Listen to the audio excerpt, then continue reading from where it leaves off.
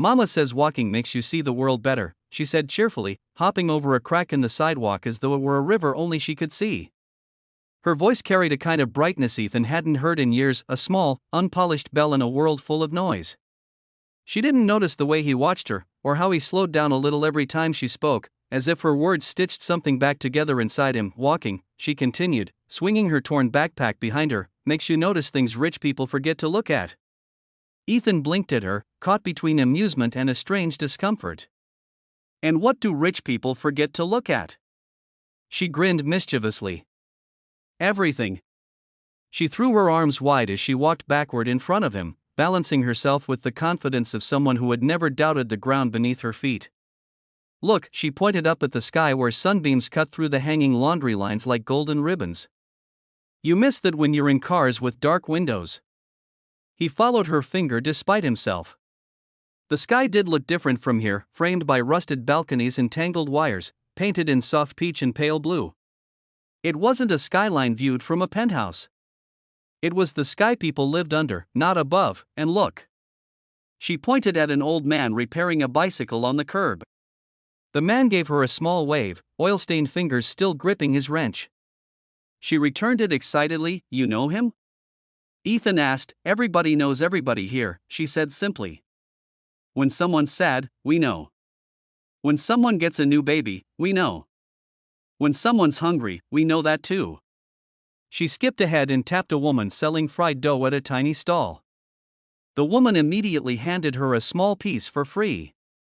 Lila beamed and murmured, "Thank you, Kala," before running back to Ethan with crumbs already on her lips. You didn't pay, Ethan observed. I don't have to, she said proudly. She gives me treats because I help her count coins sometimes. Plus, Mama fixed her door when it got jammed. Your mom sounds capable, Ethan said. Lila's face softened instantly. Mama can do everything. She works cleaning houses in the morning and sewing clothes at night. She doesn't sleep much, but she says resting is easier when you're proud of what you've done. There was admiration in her voice, pure and untainted. Ethan felt something unfamiliar twist inside him. Envy, maybe. Or longing. He couldn't remember the last time someone spoke about him with that kind of warmth. People respected him, feared him, obeyed him, but no one believed in him the way this little girl believed in her mother. They continued walking, and Ethan realized he had no idea where they were going. He was simply following her, letting her choose the path like it was the most natural thing. She paused suddenly at a narrow alley. Come this way. He hesitated. The alley looked dark, cluttered with crates and stray cats. Is it safe? She giggled. It's not a lion's den, silly. Come. Against all logic, he followed. The alley opened into a small courtyard where children played cricket with a taped-up tennis ball. A boy yelled ball as it rolled toward Ethan's shoe. Without thinking, Ethan bent down and tossed it back. The children cheered as though he'd done something heroic. You see? Lila said. People here aren't scary. They're just people. Doesn't mean the world is safe, he murmured. She looked up at him with eyes that held too much truth for her age. Nothing is ever fully safe. But that's not a reason to hide from it. He didn't know how to respond.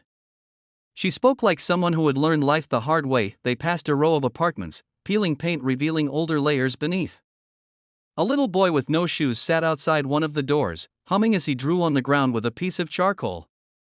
Lila bent down next to him. That's really good, she praised. The boy smiled shyly. Ethan stared, trying to understand how she carried herself with such ease, how she gave kindness like it cost nothing.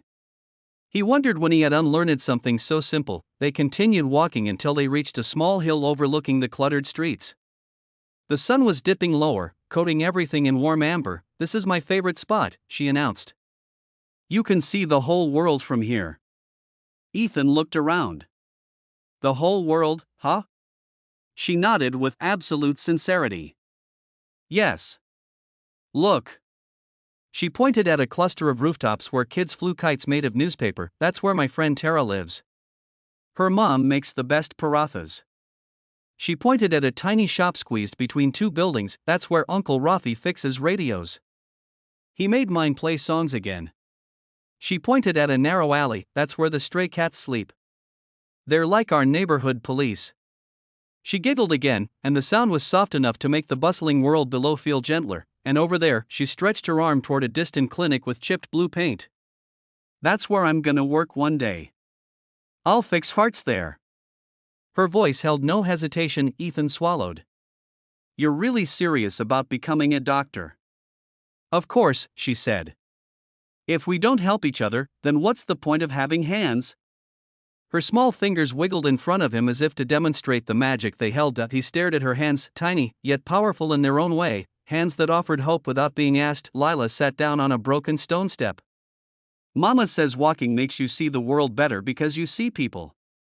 Cars go too fast. You miss everything. What do you think I'm missing? Ethan asked, genuinely curious. She tilted her head, studying him like a puzzle. You look at buildings, she said thoughtfully, but not at faces. He inhaled sharply, surprised by the accuracy of her observation. You think everyone wants something from you. But maybe, someone just wants to walk with you.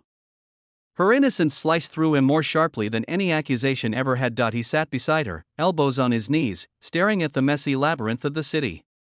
Noise, chaos, laughter, struggle, life, everything he had insulated himself from for years now stretched out before him like a forgotten truth. I didn't choose my life, he murmured. I didn't choose mine either, she said softly. But that's okay.